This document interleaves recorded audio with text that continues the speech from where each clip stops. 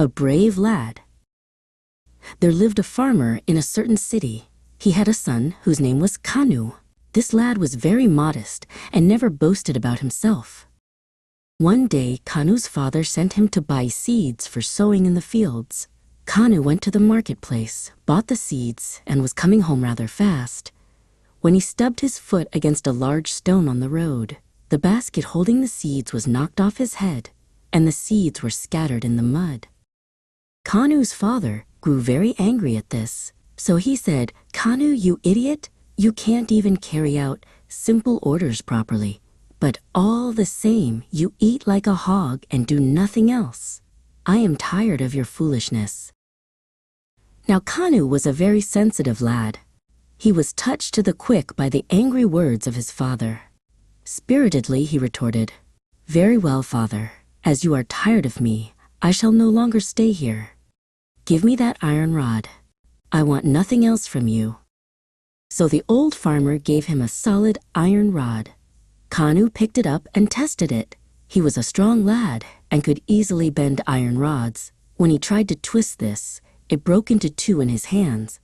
So the father gave him yet another iron rod, heavier than the first one. This too broke in Kanu's hands when he tried to bend it. The third time, an iron rod weighing nearly 3 mons was given to him. He found he could bend it a little, but it remained firm and did not break. Satisfied, Kanu shouldered the formidable mace and took the high road to adventure. First, he went to the king of the land and requested him to give him a job. The king gave him the task of looking after the herds of royal cattle. Kanu would receive 100 gold pieces every day, provided all the cows returned safely. Those who had tended the herds before this had permitted someone to rustle a few cows. Kanu agreed, and that afternoon drove the herds towards their grazing grounds. As he was watching the cows grazing peacefully, a noise like thunder was heard in the distance, and seconds later, a fierce-looking troll appeared before him. The troll saw him and roared, "Who are you?" Kanu pretended to be afraid and said in a meek voice, "Sir, please don't harm me. Take any cow you want." The pleased troll indicated the fattest cow and asked Kanu to tie its tags together. Kanu did as he was told. Then the troll said, "Hey fellow, put the cow on my shoulders." Kanu said humbly, "Sir, I don't have the strength to lift such an enormous animal. You could easily pick it up by bending down and putting your head between the cow's legs." The troll roared approval of the suggestion and knelt down to lift the cow. At that moment, Kanu lifted his mace and smote the troll heavily on its neck. The troll fell down dead, and Kanu buried it near the river. In the evening, the king was pleasantly surprised to see Kanu return home with all the cows. Next day, Kanu went as usual to graze the cows and met there a second troll who was presumably the brother of the first one. The brave lad dispatched this one also in the same manner as the first one. On the third day, a third troll appeared and fared no better at the hands of Kanu than the other two.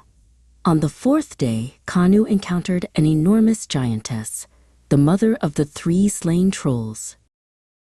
Dodging her enormous claws, Kanu smote her heavily with his mace. The blow landed on her legs, and she fell down, groaning in pain from her shattered limbs. So she looked at Kanu and whined, "Lad, kill me now, ere the pain kills me." Kanu was not to be taken in so easily. So he said, "If I free you from your misery, what will you give me?"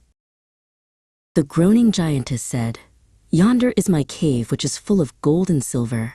Take it all and end my pain." So Kanu killed her and returned to the palace. There he was startled to hear sounds of weeping. He went to the sorrowing king and asked him what had happened. The king said in a sad voice, "This afternoon, a 3-headed troll visited my palace and threatened to destroy my city unless I send him my only daughter. So a little while ago, I sent my daughter along with a royal attendant to the care of the troll. Then Kami said, 'Oh, king, do not fear. I will kill that troll and rescue your daughter.' Then he set out with his trusted mace and reached the cave of the troll in the twilight hour.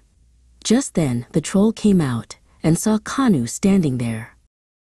But as the falling rays of the sun fell on its eyes, it was blinded for a few seconds. Seizing his opportunity, Kanu smashed a blow between the staring eyes of the troll and dashed its brains on the ground. But in swinging his mace, Kanu had accidentally brushed against the projecting teeth of the troll, and blood spurted from the wound. The princess came running up and bandaged his wound.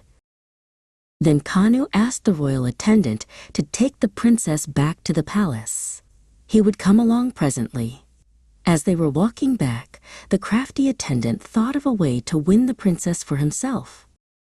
He went to the king and boasted that it was indeed he who had got rid of the troll.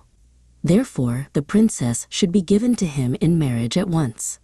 The king was so glad to get his daughter back that he did not pause to think over the matter. Quickly, he arranged for the princess's wedding with the untruthful attendant. The princess heard about the wedding arrangement and came running to her father. "Father," she said, "who is marrying me?" The king replied, "Why, my royal attendant, of course. He deserves to marry you after his bravery in rescuing you from the clutches of the evil troll." The princess protested at this and related how Kanu had rescued her, but had sent her on with the royal attendant, who was now trying to defraud the king with lies. Just then Kanu arrived, huffing and puffing under the weight of the gold and silver he had unearthed at the trolless's cave. He confirmed the account of the princess and told the king of his earlier adventures with the other trolls. When the king learnt the truth, he was overjoyed and celebrated his daughter's wedding to Kanu with a lot of pomp and show. As for the deceitful royal attendant, he disappeared without a trace.